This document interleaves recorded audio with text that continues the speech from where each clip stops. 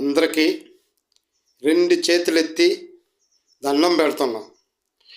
ఎందుకంటే నేను ఈ చేస్తున్నటువంటి వీడియోలు చాలా కేంద్ర రాష్ట్ర ప్రభుత్వాల ప్రజా వ్యతిరేక విధానాలు అవలంబిస్తున్నాయి. కాబట్టి ప్రజలకు జరుగుతున్నటువంటి నష్టాల మీద, రాజ్యాంగపరమైనటువంటి హక్కులకు దూరపరుస్తున్నటువంటి ఈ సందర్భంలో మార్క్సిజం లెనినిజం మాకు నేర్పిన విధానం ప్రశ్నించడం ప్రజలకు ఎప్పుడైతే కష్టం కలుగుతుందో, వారి హక్కులకు భంగం కలిగించినప్పుడే మేము ప్రశ్నించక తప్పం.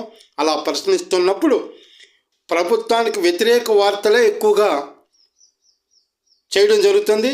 ఆ సందర్భంలో మీ సహకారం లేకపోతే ఈ వార్త మీ దగ్గరికి రాదు. కనుకనే ఇప్పటికే పెట్టుబడిదారుల చేతుల్లో మీడియా ఉంది. కనుక ప్రజలు మీరు మాకు సహకరించి సబ్స్క్రైబ్ చేసి లైకులు చేస్తే